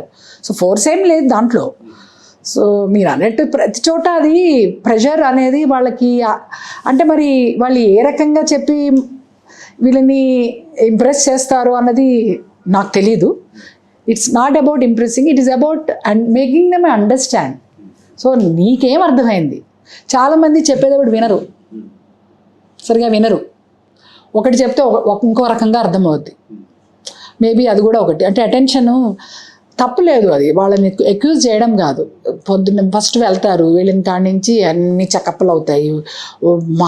ఒక 1.5 నుంచి 2-3 గంటలు కూర్చుంటారు. ఆ తర్వాత ఈ డిస్కషన్ ఉంటుంది. కొంత ప్రాబబ్లీ వినే టైంకి వాళ్ళు అలసిపోతారేమో. కావాలంటే ఇంకొక రోజు వెళ్ళి కూర్చొని చేయండి, అదేం క్యాటరాక్ట్ సర్జరీ ఎమర్జెన్సీ కాదుగా, మెల్లిగా ప్లాన్డ్గానే చేసుకోవచ్చు. ఇంకొకసారి వెళ్ళి మళ్ళీ అంతేగాని ఈ గూగుల్ చాట్ జీపీటీలు చదివితే మళ్ళీ కన్ఫ్యూజన్. సో మీరన్నది ఇప్పుడు మోనోఫోకల్ అంటే దూరపు చూపును మీకు ఇబ్బంది లేకుండా చేస్తారు కాబట్టి దగ్గర చూపు కోసం రీడింగ్ పెట్టుకుంటారు. అలాగే లోపల వెనక భాగంలో ఏమన్నా అన్హెల్దీగా ఉందనుకోండి, ఈ మల్టీఫోకల్స్ పెట్టకూడదు. వాటి అంటే అది లెన్స్ చెడ్డది కాదు, ఆ ఐకి అది పర్ఫార్మెన్స్ బాగోదు. సో అక్కడ కాస్ట్ పెట్టుకోవడం పేషెంట్ పరంగా అనవసరం అది. సో మోనోఫోకల్ ప్లస్ అని వచ్చాయి కొంతవరకు కొంత డెప్త్ ఆఫ్ ఫోకస్ని ఇచ్చేవి పెట్టుకుంటే తప్పలేదు. కాకపోతే కాస్టింగ్ పెరుగుతుంది కాబట్టి, అంతేగాని నీ బడ్జెట్లో ఏముందో నువ్వు చేసుకోండి, పర్వాలేదు. బియాండ్ పోయి అబ్బా చాలా బాగుంటుందట, సూపర్గా ఉంటుంది అట్లా ఏం కాదు. నేను చెప్పాను కదా, వెనక బాగలేనప్పుడు ఏం చేసినా ఈ సూపర్విజన్ ఏమి లేదు. ఇంకోటి మేడం, అంటే ఇప్పుడు మల్టీఫోకల్ లెన్స్ వాడినప్పుడు అంటే డ్రైవింగ్ చేసేటప్పుడు కొంతమందికి ఇబ్బంది అవుతుంది అన్న వార్తలు ఉన్నాయి యాక్చువల్గా. సో ఇది ఎంతవరకు ఇబ్బంది అవుతుంది? సో నైట్ డ్రైవింగ్ చేసేటప్పుడు మల్టీఫోకల్ వాడుతున్న వారు అంటే ఎలాంటి ఇబ్బందిని ఎదుర్కొంటారు? ఎవరు వాడాలి, ఎవరు వద్దు? గ్లేర్ వస్తుంది. ఇప్పుడు బాగా హైవే డ్రైవింగ్ వాళ్ళకి ఇక ప్రతిరోజు అట్లా ఉన్నప్పుడు వాళ్ళకి కొద్దిగా ఇబ్బందిగా ఉంటుంది. సో వాళ్ళు పెట్టుకోకపోవడమే మంచిది. మామూలుగా సిటీ డ్రైవింగ్ ఈవినింగ్ టైంలో షార్ట్ డిస్టెన్స్లో డ్రైవ్ చేసే వాళ్ళు హ్యాపీగా పెట్టుకోవచ్చు. అది ఒక్క టైంలో తప్పితే మిగతా టైం అంతా హ్యాపీగానే ఉంటారు కదా. సో నేనైతే పెడతాను, అలా అదేం లేదు. వాళ్ళు మరీ కొంతమంది బాగా ట్రావెల్ చేస్తామండి, ఒక్కొక్కసారి మాకు హైవే కూడా వెళ్ళాల్సి బ్యాక్ అండ్ ఫోర్త్ ఈ టౌన్ నుంచి ఆ టౌన్కి వెళ్ళినప్పుడు హైవే మీద వెళ్తుంటారు కదా, ఒక్కొక్కసారి చీకటి పడిపోతుంది. అలాంటి వాళ్ళకి వద్దని చెప్తాం. సిటీలో డ్రైవింగ్కి అంత ఇబ్బంది ఏమి ఉండదు. అది దాని డిసడ్వాంటేజ్ అది ఒకటే, గ్లేర్ హేలోస్ అది అంతే. సో ఏం జరుగుతుంది మేడం యాక్చువల్గా అంటే ఆపోజిట్ లో మనకి ఇప్పుడు ఈ లైట్స్ ఉన్నాయి చూసారు, ఇప్పుడు ఈ లైట్స్ కనబడుతున్నాయి కదా, ఈ లైట్స్ మీదకి అలాంటి లైట్స్కి ఎక్కువ స్ప్రెడ్ అయినట్టు ఉంటుంది. మరి కార్ హెడ్ ల్యాంప్స్ అలాగే ఉంటాయి కదా, కార్ కావచ్చు, అవతల ఎనీ వెహికల్కి ఆ రెడ్ ఎల్లో లైట్స్ లాంటివి ఉంటాయి కదా, సో అవి స్ప్రెడ్ అయినట్టు కనపడుతుంది. ప్రతి లైట్ ఇది వేవ్ లెంత్ వేరండి కన్ను తీసుకునేది. సో ఆ వేవ్ లెంత్ దాంట్లో వీటిలో ఉండే స్ప్రెడ్ అయ్యే దానికి వెహికల్ హెడ్ ల్యాంప్స్ అలా ఉంటాయి కాబట్టి మనకి ఎదుటిగా వెహికల్ వచ్చినప్పుడు ఇబ్బంది పడతాం. మంచి స్ట్రీట్ లైటింగ్ ఉన్నప్పుడు అంత అనిపించదు, కొంచెం డార్క్ ఉన్నప్పుడు ఇంకా ఎక్కువ ఇంటెన్స్ అనిపిస్తుంది. That's a reason. So city, అందుకని షార్ట్ డిస్టెన్స్ సిటీ డ్రైవింగ్లో పెద్ద ఆ కాస్ట్ దాన్ని one can overcome. Okay. So madam అంటే ఇప్పుడు అండ్ అఫోర్డబిలిటీ రాను అది మెల్లిగా అలవాటు పడిపోతారండి. అంత అప్పటి మల్టీఫోకల్స్కి ఇప్పటి మల్టీఫోకల్స్కి కూడా కొంచెం ఆ గ్లేర్ తగ్గుతా వచ్చినాయి. సో ఇంకొకటి మేడం, యాక్చువల్గా అంటే సాధారణంగా అంటే ఇప్పుడు నాకు అఫోర్డబిలిటీ ఉంది, సో ఎనీవే నేను గెట్ రిడ్ ఆఫ్ ది స్పెట్స్ వస్తున్నా, నేను 10,000 పెట్టి స్పెట్స్ కొనేది. సో ఇప్పుడు వన్ టైం ఇన్వెస్ట్మెంట్ కదా, నాకు ద బెస్ట్ లెన్స్ కావాలంటే సో అంటే మార్కెట్లో ఉన్న ది బెస్ట్ లెన్స్ ఏంటి యాక్చువల్గా? అంటే దగ్గర చూపు, దూరపు చూపు ఏమీ లేకుండా ఎలాంటి ఇప్పుడు ట్రైఫోకల్స్ అని వచ్చాయండి. ట్రైఫోకల్స్ వల్ల ఏంటంటే డిస్టెన్స్, ఇంటర్మీడియట్, నియర్ 3 రేంజ్లు. ఇప్పుడు వాళ్ళ ఈవెన్ కొంతమంది ఐప్యాడ్ని కూడా బాగా ఐప్యాడ్ని ఇట్లా చూడకంటే ఇలా చూస్తుంటారు, అంటే ఇంటర్మీడియట్ జోన్లోకి వెళ్ళిపోయింది కాబట్టి. సో ఈ ట్రైఫోకల్స్ ఇంట్లో ఉన్న వాళ్ళకైనా కూడా లేదా ప్రొఫెషనల్స్కైనా, మీకైనా నాకైనా అందరికీ అది one of the best. So Indian imported నాకైతే అనిపిస్తుంది ఇప్పుడు మన ఇండియన్ లెన్సెస్ కూడా వే సుపీరియర్ అండి. ఒక 10-15 ఏళ్ళ క్రితము అలా లేదు పరిస్థితి. అప్పుడు ఇంపోర్టెడ్ లెన్సెస్లో ఉన్నంత టెక్నాలజీ వాటిలో ఉండే మంచి విజన్ మన ఇండియన్ లెన్సెస్ అప్పట్లో అంత ఉండేది కాదు. కాబట్టి ఇండియన్ లెన్స్, ఇంపోర్టెడ్ లెన్స్ అనేది ఊరికే అలా చెప్పడం అలవాటైంది. కానీ ఇప్పుడు మేమైతే మానేసాం. ఓకే. ప్రౌడ్గా చెప్తాం ఇది మన ఇండియన్ లెన్సే, చాలా బాగుంటుంది, యూరోప్లో కూడా బాగా పెడుతున్నారు ఇది తెలుసా అని చెప్తాం. మరి యూరోప్లో మన లెన్స్ అంత పాపులర్ అయిందంటే మనకు గర్వకారణం కదండి. So there also good. ఇంకా మనకి మొన్న కూడా ప్రూవ్ అయింది మన ఇండియన్ ప్రోడక్ట్స్ ఎంత మంచిదో. మన భారత్ బయోటెక్ వ్యాక్సినే బెస్ట్ అన్నారు, ఫైజర్ వ్యాక్సినే ఎక్కువ సైడ్ ఎఫెక్ట్స్ చాలా వచ్చాయి కదా. So inventions we are doing great. Correct. So we should be proud of our own products. Definitely. I'm looking forward to it. ఇప్పుడు ఈ లేజర్, రోబోటిక్ ఇవి అక్కడి నుంచి ఇంపోర్ట్ చేసి కంటే ఇక్కడే అంటే అవి చాలా కాస్ట్ ఇన్వాల్వ్ కదా. ప్లస్ మేము కొనుక్కున్న వాళ్ళమైనా మెయింటెనెన్స్ కాస్ట్ కూడా ఉంటుంది మాకు. ఏఎంసీ అని, సిఎంసి అని, అవి కూడా బాగా ఎక్స్పెన్సివ్ అనమాట. సో ఇండిజినస్ ప్రోడక్ట్స్ ఇప్పుడు మన అగ్ని మిసైల్ ఇవన్నీ కూడా ప్రూవ్ చేసాయి కదా మన వాళ్ళు కూడా. సో హోపింగ్ మన వాళ్ళు దాంట్లో యూనో. ఇప్పుడు వీటికి మీ కాస్ట్ గురించి ఏమైనా మాట్లాడగలుగుతారా మేడం? అంటే ఇప్పుడు ఈ మోనోఫోకల్ కావచ్చు, ట్రైఫోకల్ కావచ్చు, ఈ టోరిక్ కావచ్చు, సో రేంజెస్ ఎట్లా ఉంటాయి? అంటే మన పర్ఫెక్ట్ కంపెనీ బట్టి మారచ్చు. కంపెనీ అని కాదు చెప్తున్నా కదా. సో ప్రొసీజర్ని బట్టి కూడా ఉంటుంది. ఒట్టి అల్ట్రాసౌండ్ మీద చేసేది లేదా ఈ లేజర్ వాడి చేసేది అట్లా, దాన్ని బట్టి మనకి 75,000 నుంచి 2 lakhs దాకా అలా ఉంటాయి. అంటే టోరిక్ లెన్స్ అనుకోండి కొంచెం కాస్ట్ పెంచుతారు వాళ్ళు. అది ఇండియన్ అని కాదు, ఇంపోర్టెడ్ అని కాదు. మళ్ళీ ఎవరికైనా వాళ్ళకి ఆ ప్రొడక్షన్లో వాళ్ళు ఛార్జ్ చేస్తారు కదా మనకంతా. సో మన కంట్లో ఉన్న అందుకని స్పెరికల్ పవర్కి కొంచెం తగ్గుతుంది, సిలిండర్ పవర్ ఉన్న వాళ్ళకి కొంచెం పెరుగుతుంది. అది చిన్న వేరియేషన్స్ ఉంటాయి. అవి కూడా ఒక 5,000 to 10,000 వేరియేషన్స్ వస్తూ ఉంటాయి అన్నమాట అట్లా. సో అట్లా 75 నుంచి ఇట్లా రేంజ్ ఉంటుంది. అంటే ఇంకోటి మేడం, యాక్చువల్గా అంటే ఇప్పుడు క్యాటరాక్ట్ సర్జరీ చేయించుకోవాలంటే హైదరాబాద్ లాంటి అంటే సిటీస్లో ఎక్కంచెలు మొదలై ఎక్కడ పూర్తవుతుంది? అంటే ఎంత తక్కువలో చేయించుకోవచ్చు, ఎంత ఎక్కువ దాకా కూడా ఉన్నాయి. ఇప్పుడు మా లాంటి ప్లేసెస్లో మాది కొంచెం ప్రీమియం ప్లేస్ అయినా కూడా మేము కూడా 18,000 నుంచి ఆఫర్ చేస్తాం. 18,000 నుంచి రేంజెస్ ఉంటాయి. ఇంకా మాకు ఎన్ఎండ్ ఫౌండేషన్ వచ్చింది కదా, మేము ఫ్రీగా కూడా చేస్తుంటాం. పాప ఎవరన్నా అంటే అబ్సల్యూట్ మరి మమ్మల్ని వాళ్ళు ఎక్స్ప్లాయిట్ చేయకూడదు. సో అట్లా రేంజెస్ ఉన్నాయండి. అది ఒక్కొక్కసారి దాన్ని కూడా నెగోషియేట్ చేస్తారు. సింపథెటిక్, అంతేగా నీకు వైట్ కార్డ్ చూపించు అని మేమైతే అడగమండి. మమ్మల్ని వాళ్ళు ఎలా బిలీవ్ చేస్తారు, మేము కూడా వాళ్ళని బిలీవ్ చేస్తాము. సో అటు ఇటుగా ఒక్కొక్కసారి వాళ్ళు 10,000 ఇవ్వచ్చు, 14,000 ఇవ్వచ్చు. అలాగే 1.5 lakh, 2 lakhs ప్రొసీజర్స్ కూడా ఉన్నాయి. ఓకే మేడం, ఈ క్యాటరాక్ట్ సర్జరీ గురించి ఆల్మోస్ట్ మనం అన్ని తెలుసుకున్నాం మేడం. యాక్చువల్గా ఏంటి బెస్ట్ మిషన్స్ ఏంటి, ఏ మిషన్స్తో ఏం చేస్తారు, లెన్సెస్ ఏంటి, సో 10 నిమిషాల్లో ప్రాసెస్ ఎట్లా కంప్లీట్ అవుతుంది, సో ఇదంతా తెలుసుకున్నాం. సో ఆఫ్టర్ సర్జరీ, సో అందరికి కొన్ని అనుమానాలు ఉంటాయి. సో చుక్కలు ఎట్లా వేసుకోవాలి అని కానీ, ఈ ఆఫ్టర్ కేర్, సో దాని గురించి కొద్దిగా వివరించండి. How crucial it is? After care మాకు ఫాలోఅప్, మాకు సర్జరీ చేయడం ఎంత బాగా ఇంపార్టెంటో పేషెంట్ పరంగా వాళ్ళని ఫాలోఅప్ చేయడం కూడా చాలా ఇంపార్టెంట్. మరి నెక్స్ట్, ఎందుకంటే సర్జరీ ఎంత బాగా అయినా కూడా వూండ్, అది లోపల చేసిన గాయం ఎలా ఉంది, కంటి లోపల అంతా ఐ ప్రెషర్ నార్మల్ ఉందా లేదా, లోపల లెన్స్ ఎలా ఉంది, ఇవన్నీ మేము చూసుకుంటూ ఉంటాం. వాళ్ళ విజన్ రికవరీ ఎలా జరుగుతోంది. ఒక్కొక్కసారి ఈ కాంప్లికేషన్స్ వచ్చి షుగర్ ఉన్న వాళ్ళకి కానీ వాళ్ళకి లోపల వాపులాగా వస్తుంటాయి అన్నమాట. ఒక్కొక్కసారి టోటల్ క్యాటరాక్ట్తో వస్తారు, లోపల ఏందో అర్థం కాదు. ఇప్పుడు ఆ స్క్రీన్ వెనకాల ఏముందనేది తెలియదు కదా, స్క్రీన్ తీస్తేనే కదా తెలిసేది. ఆ తర్వాత లోపల ఏమన్నా ఉందా, అప్పుడు దాని ఎగ్జామినేషన్ చేయడము, ఇవన్నీ మా పరంగా. పేషెంట్ పరంగా ఏంటంటే వాళ్ళకి మనం ఇచ్చే మెడికేషన్ని మేము కరెక్ట్గా పోస్ట్ ఆప్ టిప్స్ చెప్తాము, ఏం చేయాలి, డూస్ అండ్ డోంట్స్ అంటాం. అంటే హెయిర్ వాష్ ఎప్పుడు చేయాలి, ఫేస్ వాష్ ఎప్పుడు చేయాలి, నార్మల్ యాక్టివిటీ, కొంతమంది యోగా, జిమ్ అలా అడుగుతారు. కొంతమంది ఆఫీస్ వర్క్కి ఎప్పుడు వెళ్ళాలి. నాకు ఒక పేషెంట్ ఉన్నారండి, వరుణ్ మోటార్స్లోనే కూడా చేస్తారు. ఆయన లైఫ్లో ఎప్పుడూ లీవ్ పెట్టలేదంట, ఒక్క రోజు కూడా లీవ్ తీసుకోలేదంట. క్యాటరాక్ట్ సర్జరీ అయిపోయినాక ఆయన అడిగారు, డాక్టర్ గారు నేను ఇవాళ వర్క్కి వెళ్ళొచ్చా అంటే, చక్కగా వెళ్ళండి సార్, మీరు ఓన్లీ థింగ్ ఈజ్ మీరు హైజీన్ మెయింటైన్ చేయాలి, చేతులు శుభ్రంగా ఉండాలి, డ్రాప్స్ ఇచ్చిన డ్రాప్స్ టైంకి వేసుకోండి, normal lunch, normal food surgery ముందు ఎలా తిన్నారో అలా ఉండండి, కన్ను మటుకు నలపకండి, అంటే డర్టీ హ్యాండ్స్ తోటి, అది మీరు వేళ వర్క్కి వెళ్ళండి. ఆనందంగా వెళ్ళారు. సో నెక్స్ట్ డే 4-5 days తర్వాత సెకండ్ డే చేయించుకున్నప్పుడు కూడా సేమ్ థింగ్. మరి ఆయన ఆన్ ప్రిన్సిపల్ ఆయన అసలు ఒక్కరోజు కూడా లీవ్ పెట్టండి. మనం సర్జరీ అప్పుడు కూడా మనం అలా అలౌ చేసాం, but dos and don'ts follow అవ్వాలి. అది ఇంకొకటి మేడం, యాక్చువల్గా మనం ఇంకోటి ఎక్స్పోజ్ చేద్దాం అనుకునేది ఏంటంటే, ఇప్పుడు సాధారణంగా కార్పొరేట్ కంపెనీలు వాళ్ళ ఉద్యోగుల కోసము ఇన్సూరెన్స్, హెల్త్ ఇన్సూరెన్స్ను ప్రొవైడ్ చేస్తుంటుంది.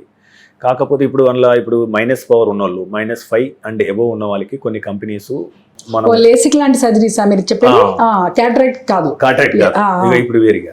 సో లేసిక్ అంటే కళ్ళద్దాలు తీసేయడం ఓ రకంగా. సో నాకు మైనస్ లేకపోతే 3A ఉంది అనుకుందాము, నాకు కంపెనీలు ఏమంటుంది, -5 అండ్ ఎబోవ్ ఉంటే నువ్వు లేసిక్ చేయించుకోవచ్చు, కంపెనీ ఖర్చు భరిస్తుంది, హెల్త్ ఇన్సూరెన్స్ ఇచ్చి అని చెప్పేసి అన్నప్పుడు ఆయన ఏం చేస్తాడు, దగ్గరున్న హాస్పిటల్ పోతుండు, చెక్ చేయించుకుంటే నాకు -3 ఉంది, బట్ కళ్ళద్దాలు పెట్టుకోవడం ఇష్టం లేదు. సో అటువంటిప్పుడు ఏం చేస్తాడు, హాస్పిటల్ అడుగుతాడు, సో నువ్వు కొద్దిగా మ్యానిపులేట్ చేసి నా పవర్ -6 ఉన్నట్టు చేయి, లేజిక్ చేసేస్తే నీకు, నేను యాజ్ ఏ క్లయింట్ నీకు బెనిఫిట్ అవుతుంది, నేను కూడా కట్టట్లే కాబట్టి కంపెనీ కూడా కడుతున్నాడు కదా అని చెప్పేసి ఈ రకంగా హాస్పిటల్స్ మ్యానిపులేటెడ్ డాక్యుమెంట్స్ను ప్రిపేర్ చేసి ఆపరేషన్స్ చేస్తున్నాయి. ఇప్పుడు కొన్ని హైదరాబాద్ ఉన్న హాస్పిటళ్ళు కొన్ని కోట్లలో కూడా గత సంవత్సరం కేవలం ఈ సర్జరీ, ఈ ప్రొసీజర్ ద్వారానే చేసినట్లు మనకు కొన్ని వార్తలు ఉన్నాయి. ఓకే, సో అసలు ఇందులో ఎవరు నష్టపోతున్నారు? ఒకటి, హాస్పిటల్స్ ఆ రకంగా రిపోర్ట్స్ను మ్యానిపులేట్ చేయడం ఎంతవరకు నైతికం? Unethical, highly unethical. ఎందుకంటే ఇప్పుడు ఈ ఇన్సూరెన్స్ అనేది వీళ్ళు కార్పొరేట్ ఇన్సూరెన్సే అది పేషెంట్ యాక్చువల్లీ ఇప్పుడు CGHS బెనిఫిషరీస్ కావచ్చు, ఇలాగే ఈ కార్పొరేట్స్, అది కాగ్నిజెంట్, ఇన్ఫోసిస్, ఇవన్నీ ఉన్నాయి కదా, TCS చాలా ఉన్నాయి కదండి. వాళ్ళు కార్పొరేట్ ఇన్సూరెన్స్ అంటారు కదా. సో దీన్ని కొంత ఎంప్లాయీ నుంచి కూడా కట్ అవుతుంది కదండి, మొత్తం కంపెనీయే పెట్టదు కదా. ఓకే, అవును, రైట్. సో కాకపోతే ఒక్కొక్క కంపెనీ ఒక్కొక్క కట్ ఆఫ్ది పెట్టింది. కొంతమంది -5 అంటే కొంతమంది -9 అని కూడా అన్నారు, రైట్. మీరు ఏమన్నారు ఇప్పుడు, కొంతమంది వెళ్ళి అలా చేయించుకుంటారు. మా దగ్గర మేమైతే అలా మెనిపులేట్ చేయకూడదు. ఫస్ట్ ఆఫ్ ఆల్ అలా మెనిపులేట్ చేస్తున్నారు అంటే ఆ హాస్పిటల్ని, ఆ ఇన్సూరెన్స్ కంపెనీయే బ్లాక్ లిస్ట్ చేయాలి, చేసేయాలి అంతే. ఎందుకంటే not allowed to do that కదా. పేషెంట్స్ ఏమంటారు, నాకు ఈ పేషెంట్ వచ్చి నన్ను అడుగుతారు, చాలామంది అడిగారు కూడా, మాకు ఉంది ఇలా చేస్తామంటే మేము చేయము అంటే, కొంతమంది మీ దగ్గర ఫెసిలిటీ చాలా బాగుంది, మీ క్వాలిటీ సర్జరీ మీదంతా మా ఫ్రెండ్స్ చేయించుకున్నారు అని కొంతమంది చేయించుకుంటారు. ఫోన్లో ఒక్కొక్కసారి ఫోన్లే పాపం వాళ్ళు ఏదన్నా డిస్కౌంట్ కొంచెం తగ్గించి చేయడం మేము చేస్తాం. కొంతమంది ఏమో మీరు చేయరా అని చెప్పి వెళ్ళిపోతారు. వేరే చోట ఎవరైతే అలా చేస్తున్నారో కనుక్కొని అక్కడ వెళ్ళి చేయించుకుంటారు. లైక్ -2నో -3నే ఉంటుంది, 7, 8 ఏదో మ్యానిపులేట్ చేసేస్తారు వాళ్ళు. అంటే ఈ క్యాండిడేట్కి కూడా తెలుసు తనకి ఇంత పవర్ ఉన్నా వాళ్ళు అలా చేశారు అని. తను క్లెయిమ్ చేయొచ్చు, నాకేం తెలీదు డాక్టర్ వాళ్ళు చేసేసారు అని. కానీ తెలిసి నువ్వు కూడా partner in the crime, right కదా? అంటే పేషెంట్స్ ఒప్పుకోరు కానీ వాళ్ళు కూడా చేస్తున్నారు, చిన్న పిల్లలు వీళ్ళు. కానీ వీళ్ళకి అర్థం కాదు ఏంటంటే వీళ్ళు ఎవరిని నష్టపెడుతున్నారు అని. ఈ మనీ నీది ఒక్కడిది కాదు, ఇది నువ్వు అనుకుంటున్నావు ఇది ఫ్రీ, నా చేతిలో ఏం పడలేదు కాబట్టి ఇది ఫ్రీ అయిపోయిందని. ఎవరిది ఇది? పబ్లిక్ మనీయే కదా. ఇంకో ఎవరిది కదండి అది. ఆ పూల్ దాంట్లోంచి నువ్వు మెనిపులేట్ చేసి ఆ hospital and that concern doctor they are also అనెథికల్గా చేస్తున్నారు. నువ్వు కూడా ఒప్పుకుంటున్నావు ఈ పబ్లిక్ మనీని వీళ్ళు ఇలా దుర్వినియోగం చేస్తున్నారు. మరి IRDO రావాలి దీంట్లో, సరిగ్గా ఇన్వెస్టిగేట్ చేసి బ్లాక్ లిస్ట్ చేయాలి. బ్లాక్ లిస్ట్ అయిన వాళ్ళు కూడా మళ్ళా కొన్ని రోజులకే మళ్ళీ చేస్తారు. సో బ్లాక్ లిస్ట్ కాదు చేయాల్సింది, ఇలాంటివి లైసెన్స్ క్యాన్సిల్ చేయాలి. అంత భయం వస్తేనే ఇలాంటి తప్పు పనులు చేయరు. మరి పబ్లిక్ మనీ దుర్వినియోగం చేసినప్పుడు గవర్నమెంట్ యాక్షన్ తీసుకోవాలి కదండి. నువ్వే ప్రొసీజర్ పెట్టి మళ్ళీ ప్రొసీజర్స్ ని అట్లా చేస్తే నియంత్రణ సంస్థలు ఉండేందుకు? అవును, మరి అప్పుడు కట్ ఆఫ్ ఎందుకు పెట్టారు? నిజమే, -2 అయినా పాపం క్యాండిడేట్ కళ్ళోడు పెట్టుకోవాలి, -7 అయినా క్యాండిడేట్ కళ్ళోడు పెట్టుకుంటేనే కనపడుతుంది. నువ్వు అలా ఇది చేయడం కంటే అసలు అందరికి ఇస్తే పోతుందేమో అనిపిస్తుంది. వీళ్ళు ఎలాగో వాళ్ళు చేయించుకుంటున్నారు, ఎలాగో వీళ్ళు చేస్తున్నారు దుర్మార్గంగా. దానికి బదులు ఇచ్చేస్తే పోనీ ఇంత కొంతనే ఇస్తాను, నీకు ఇంత పవర్ ఉంటే కొంతనే ఇస్తానన్నా చెప్పాలి. ఇలా నీకు మొత్తం ఫ్రీ అని, నీకు 7 ఉంటే నీకు మొత్తం ఫ్రీ ఇచ్చేస్తాను అనే కంటే కూడా కొంత పెట్టుకునేటట్టు చేయాలి అది అని నా అభిప్రాయం. లేదంటే ఈ పద్ధతి మొత్తం మరి IRDO ఏం చేస్తుందో తెలియదు, వీళ్ళు ఇన్వెస్టిగేట్ చేస్తున్నారో లేదో కూడా తెలియదు. అంటే వాళ్ళకి ఓన్ విజిలెన్స్ ఉంటుందట ఇన్సైడ్, నాకు అంత తెలీదు. ఏది ఈచ్ ఇన్సూరెన్స్ కంపెనీ వాళ్ళది, థర్డ్ పార్టీస్ కూడా ఇన్వాల్వ్ అవుతాయి కదా ఇందులో. ఆ థర్డ్ పార్టీ నుంచి అవుతుందా, వీళ్ళు చేస్తున్నారా, ఎవరు దీంట్లో కొలాబరేట్ అయి చేస్తున్నారు అనేది ఈడీనో CBIనో వాళ్ళు చేస్తే తెలుస్తుంది. మన ఇంకా మన పని మనం చేసుకుంటాం ఇవన్నీ. మీరు అన్నారు కదా మేడం, యాక్చువల్గా కొన్ని ఐ హాస్పిటల్స్ ఆల్రెడీ. అవునండి, కొన్నిసార్లు మాకు ఇన్సూరెన్స్ కంపెనీ వాళ్ళు పంపిస్తారు, వాళ్ళకి తెలుసు, వాళ్ళు వచ్చి చూసుకుంటారు ఎవరు చేస్తున్నారు ఎవరు చేయట్లేదు వాళ్ళకి తెలిసిపోతుంది అసలు. ఇప్పుడు పేషెంట్, ఇప్పుడు మీరు వచ్చారు, మీకు 3 పవరే ఉంది, మెషిన్ మీద అయితే నేను 7 వేసి చేయలేను కదా, మీకు 3 వేసే చేయాలి. సో మెషిన్ మీద డీటెయిల్స్ కరెక్ట్గా తీసుకోవాలి, అక్కడ అర్థమైపోతుంది. సో కరెక్ట్గా ఇన్వెస్టిగేట్ చేస్తే వీళ్ళందరూ దొరుకుతారు. పేషెంట్ది కూడా పాతది సడన్గా -3 నుంచి 7 అయిపోద్దా? సో పేషెంట్స్ కూడా పాలసీ టెర్మినేట్ చేశారు, కంప్లీట్గా ఇన్సూరెన్సే రాదని భయం వచ్చింది అనుకోండి, వాళ్ళు కూడా ఎలో చేయరు, లేదు అంటారు.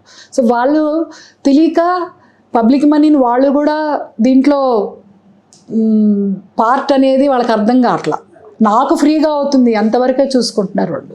ఇంకొకటి మేడం, యాక్చువల్లీ ఇప్పుడు మీరు అన్నారు కదా, అంటే కొన్ని ఐ హాస్పిటల్స్ బ్లాక్ లిస్ట్ అయిన తర్వాత కూడా వెంటనే తెరుచుకుంటున్నాయి అని చెప్పేసి. యాక్చువల్గా ఈ బ్లాక్ లిస్ట్ ఏ కారణాలతో అవుతాయి అనేది ఒకసారి మనకు ఇలాగే అనెథికల్. ఇప్పుడు ప్రొసీజర్ నెంబర్ మెనిపులేషనే కావచ్చు ఒకటి. రెండోది కొన్ని సర్జరీస్కి ఇస్తారు, కొన్ని సర్జరీస్కి ఇవ్వనప్పుడు ఆ సర్జరీ ఇచ్చేదాన్ని కానీ క్లెయిమ్ చేసి ఇలాంటిది చేయించుకుంటారు. వీటికి రాదు కాస్మెటిక్ అని, కానీ వేరే ప్రొసీజర్ ఎక్కడైతే ఏదో క్యాట్రాక్ట్ అనో టిలిజం అనో ఇంకేదో చెప్పి చేయించుకుంటారు, అది కూడా అనెథికలే. సో అలాంటివి కూడా ఉన్నాయి. సో అంటే మనకు యాక్చువల్గా అంటే ఇప్పుడు ఈ హాస్పిటల్ బ్లాక్ లిస్ట్ చేశారు. బ్లాక్ లిస్ట్ అనేది అంటే బ్లాక్ లిస్టెడ్ అని సరిపోదేమో అనిపిస్తుంది నాకు. అదే ఇప్పుడు కరోనా టైంలో కూడా 2 హాస్పిటల్ బ్లాక్ లిస్ట్ చేసినారు, అనెథికల్ ప్రాక్టీస్ చేసినారు అని చెప్పేసి. ఇప్పుడు గతంలో హైడ్రా లాగా ఇప్పుడు ఏదో చేస్తున్నారు కదా, హైడ్రా బుల్డోజర్. మరి ఏదో అంత ఇంటెన్స్ యాక్షన్ లేదండి, ఇవి జరుగుతూనే ఉంటాయి. నష్టపోయే వాళ్ళు నష్టపోతూనే ఉంటారు. మరి వాళ్ళు అలాగా బెనిఫిట్ అయ్యారని వాళ్ళు అనుకుంటే అది వాళ్ళ ఆనందం, అంతే, మనం ఏం చేయలేదండి. నువ్వు ఎథికల్గా ఉన్నావు కాబట్టి నువ్వు పని చేస్తున్నావు అన్నట్టు ఉంది. ఎందుకు ఎథికల్గా ఉన్న వాళ్ళకి బిజినెస్ కావట్లేదు, అనెథికల్ ఉన్న వాళ్ళకి బిజినెస్ అవుతుంది. వాళ్ళ కోట్ల రూపాయల బిజినెస్ చేస్తారు, బట్ దస్ ఇది అనెథికల్, ఎవరు పట్టుకుంటూ లేడు అక్కడ.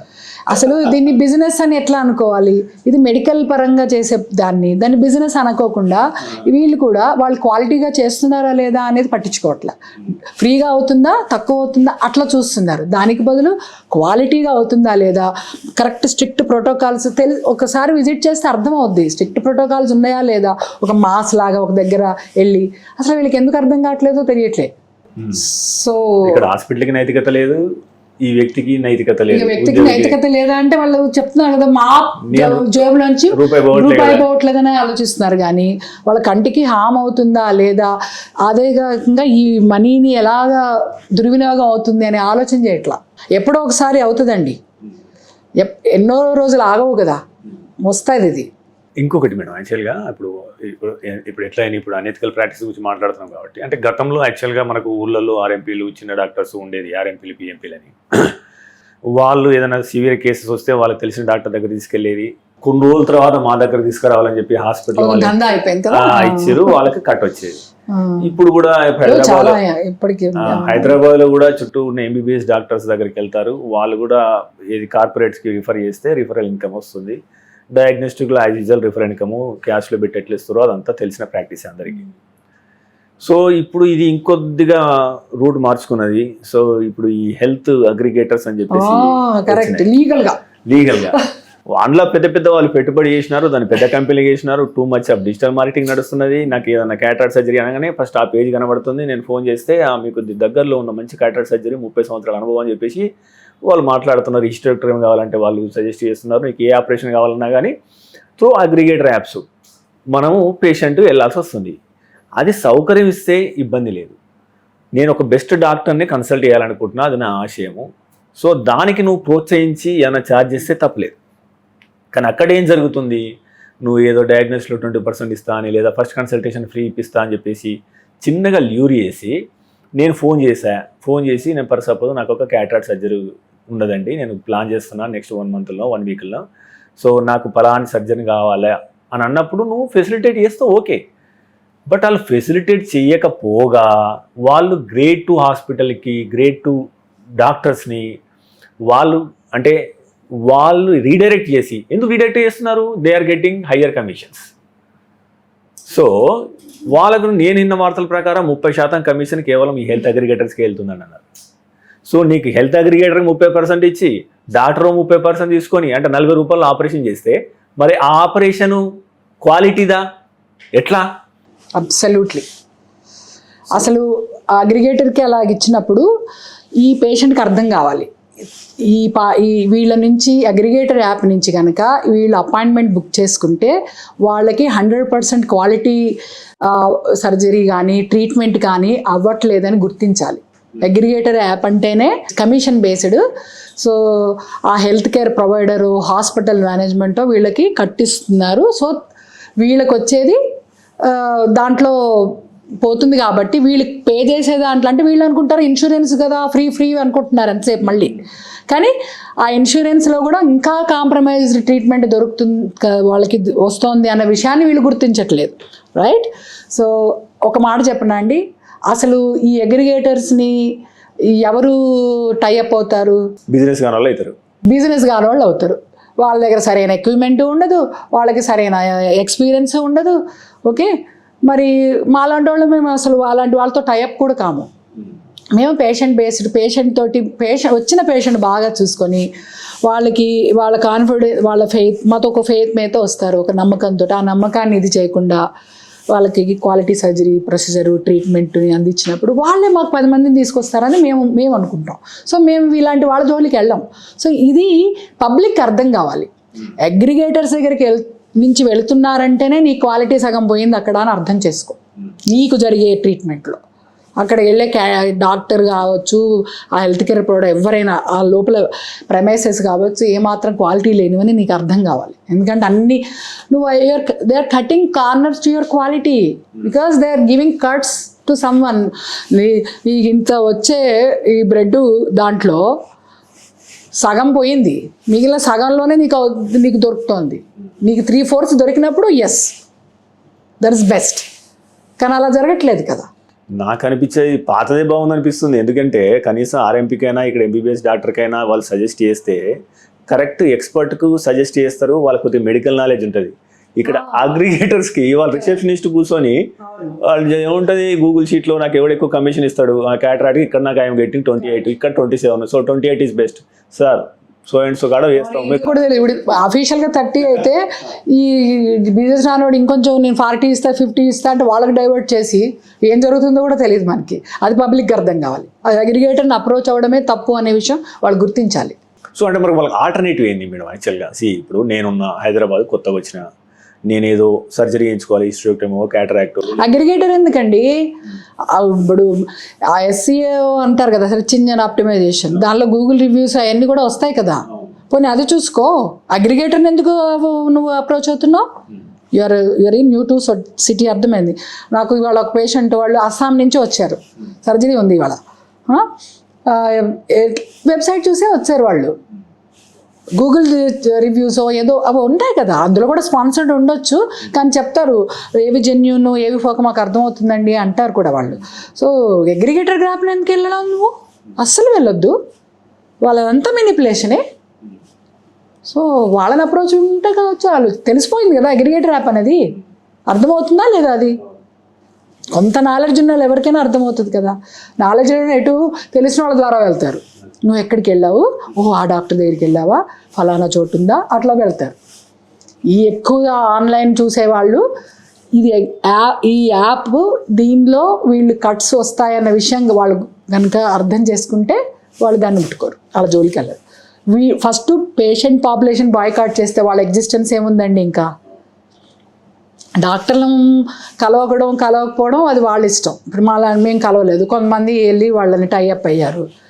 బట్ ఎప్పుడైతే పేషెంట్ పాపులేషన్ వాళ్ళని బ్యాన్ చేసిందో వాళ్ళకి అసలు రోగాలు లేకపోతే మేము ఎందుకండి?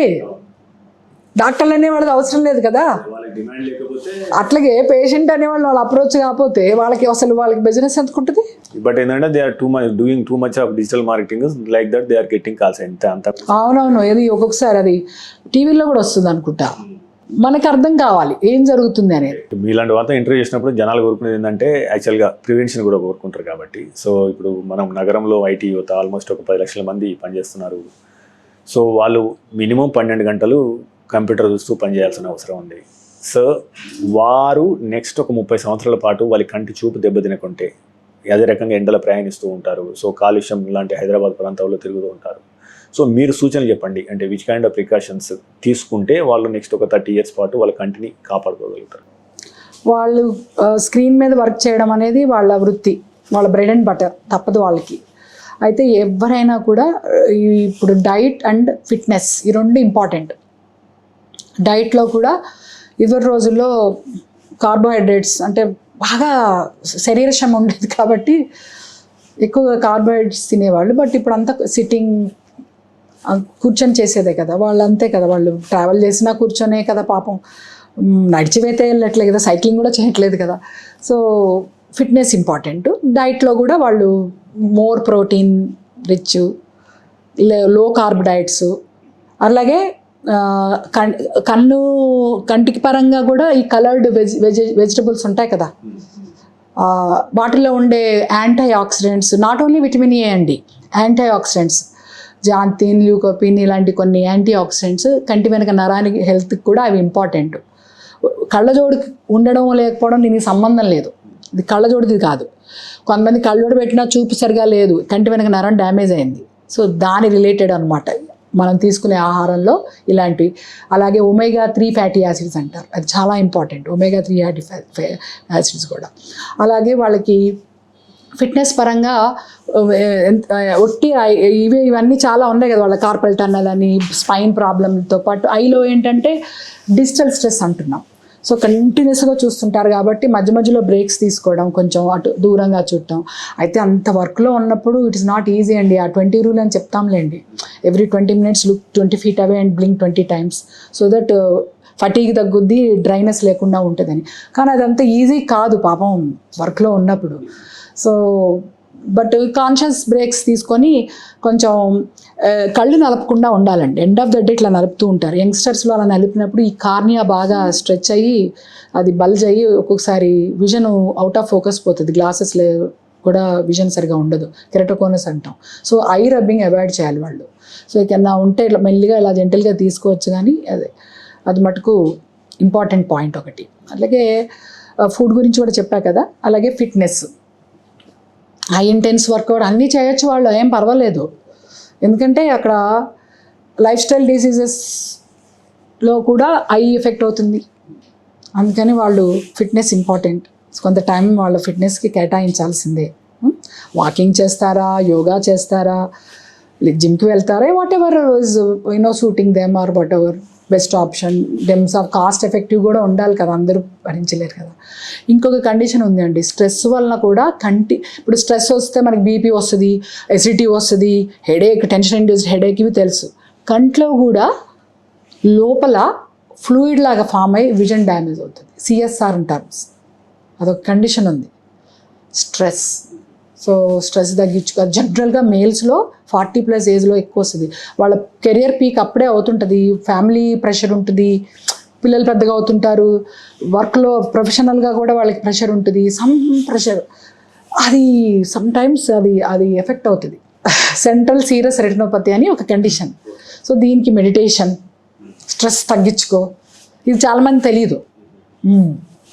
సో ఇవన్నీ. ఇంకొకటి చిన్నపిల్లల విషయంలో మేడం, యాక్చువల్గా ఇప్పుడు హైపర్ యాక్టివ్ అవుతున్నారు పిల్లలు, వాళ్ళు ఊరికే మారం చేస్తున్నారని లేదా ఊరికే సతాయిస్తారని ఫోన్ ఇచ్చేస్తారు. ఫోన్ ఇచ్చేస్తే వాడు ఫోన్ చూసుకుంటా ఉంటాడు.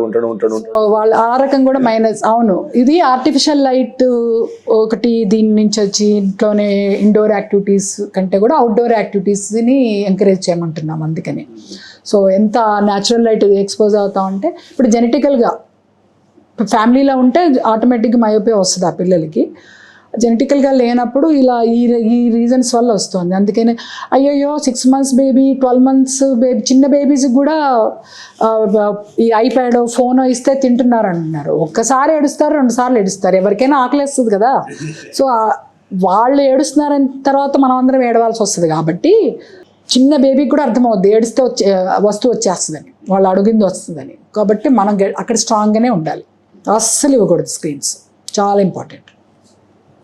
స్కూల్ ఏజింగ్ వాళ్ళు కూడా బయట వెళ్ళి ఆడుకునేటట్టు ఎంకరేజ్ చేయాలి. మెడ్ ప్లస్ లో అదే మెడిసిన్, అదే క్వాలిటీ, మార్కెటింగ్, డిస్ట్రిబ్యూషన్, ఇంకోటి అంటూ వీళ్ళకి అదనపు ఛార్జీలు ఉండవు. అందువల్లే 50 to 80% డిస్కౌంట్ లో మనకు అందిస్తున్నారు.